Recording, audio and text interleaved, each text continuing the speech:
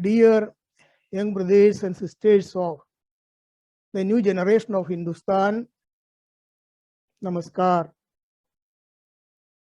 In the last episode, we have witnessed or we have reviewed the extremely brutal, the unimaginable and terrible torture and assassination of Sri Banda Singh by Bahadur Shah, the Mughal emperor. And if devil exists, that poor devil will be ashamed of his incapacity and his limitation to imagine similar torture or to reach the level of Bahadur Shah as that was suffered by Banda Singh. See the level of devilishness. In this episode, we will continue to review some more of such torture which the Islamic invaders or the Islamic devils committed on or exercised on the innocent Hindus to convert them to Islam. I have some more pictures to demonstrate to you, and you can evaluate them and derive your own conclusions. Many of the pictures I am going to show you in this episode, you can see also at the entrance of the Sikh temple in Delhi. So let us see them one by one.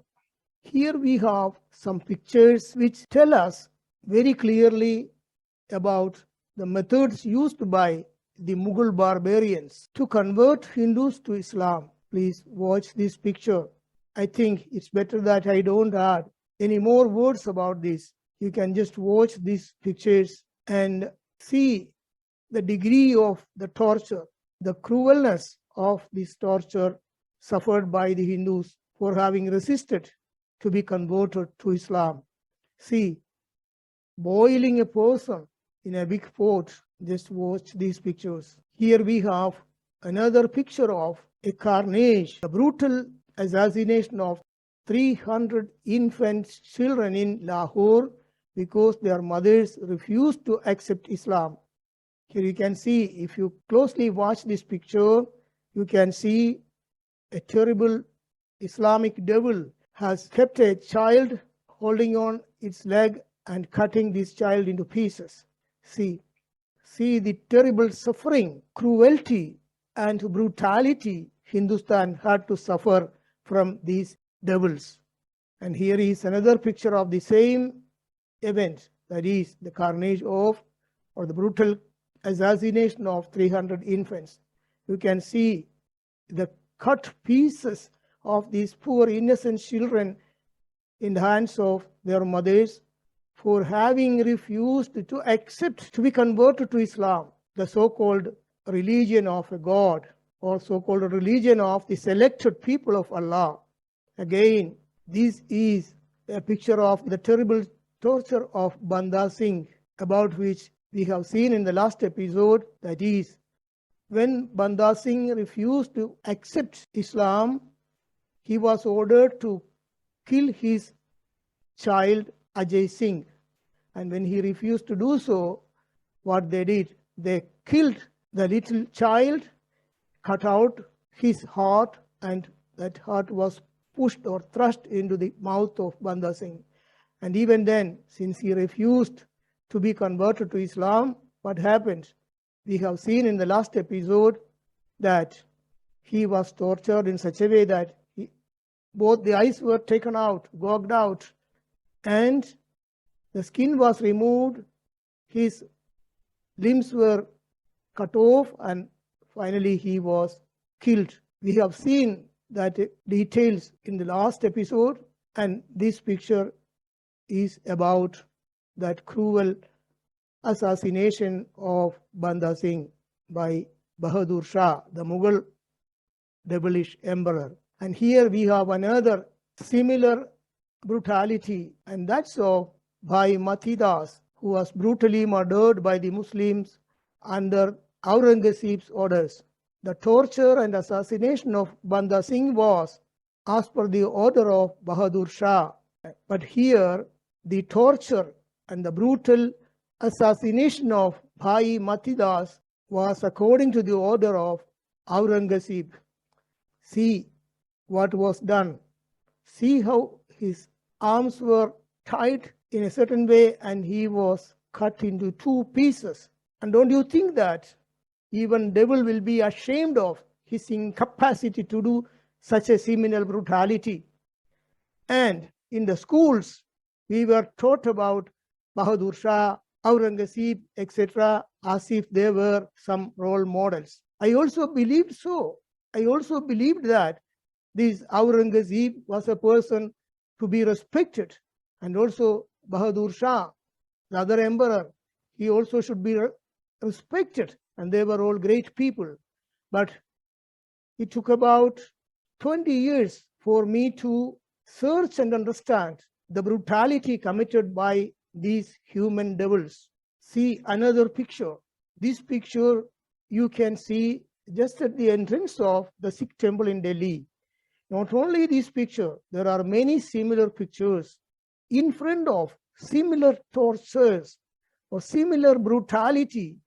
As I have mentioned, even the cruelest devil will be ashamed of. And see the capacity of the human devils. These are all unimaginable scenes for the normal people or the common man. See, in order to create these type of the work and imaginations behind the creation of these type of instruments to torture the human beings. And this is the culture and this is the divinity which was brought to Hindustan by these human devils from the Arab world. Don't be offended. I challenge the maximum believer of this religion to explain this type of brutality, to bring the souls of these poor people to Allah. When I see these type of creations of instruments to torture the people to convert to a certain religion, whatever be, whoever be the God behind that religion, what a God is that? A shame to that God. Just think about the imagination and the work behind creating these type of instruments to torture the people to convert into a certain religion. And is it the duty of these human devils to bring the Hindus to heaven through these type of methods? And now see this picture. This was a terrible scene during the assassination of the 300 infants in Lahore. Even a cruel devil will be frightened and will scream desperately and stridently if it happens to that devil to see such a horror. Shame to these human devils, but still, in spite of this continuous Islamic invasion since AD 700, the continuous looting and destructive domination for many years by this devilish population and their leaders, the Arabs, the Persians, the Turks, and the Mughals, until 1500 AD, Hindustan was still one of the richest nations in the whole world, economically, technically, scientifically, culturally, socially, and spiritually, as affirmed by well-known historians. And until 1600 AD, Hindustan had more than 23% of the world GDP. And if you want more details, you can also refer to the book, The Encyclopedia of Indian War for Independence, written by Sir M.K. Singh. And please remember, this book was banned by the first central government of Hindustan under the leadership of Jawaharlal Nehru. This is one of the many chapters of the true history of Hindustan. It cannot be forgotten. It cannot be buried. If you are really a true citizen of Hindustan, it is the obligation, or it is a moral obligation to know about the true history of our nation. If you don't know these true stories about your origin, if you don't know the nobility of your origin, if you don't know the true history of your ancestors, as the philosopher Marcus Tullius Cicero has stated, it is just like living like an infant, or more precisely, it's just like living as an idiot. It cannot be forgotten. It's not a simple thing. You have seen the terror behind, the cruelty, the torture Hindustan had to suffer. And even then, we could resist and come up to this stage, the present stage. Unfortunately, now we have a central government which knows the true history of Hindustan. And so it is very important that the citizen also should understand the true history, and then only they will be able to collaborate with the central government so that the original splendor and glory of the great nation can be recovered. In spite of all those we are to suffer from those brutal, devilish existences who came from outside to loot from Hindustan. And what we have seen till now is only a part of the history of the sufferings of Hindustan from the invaders.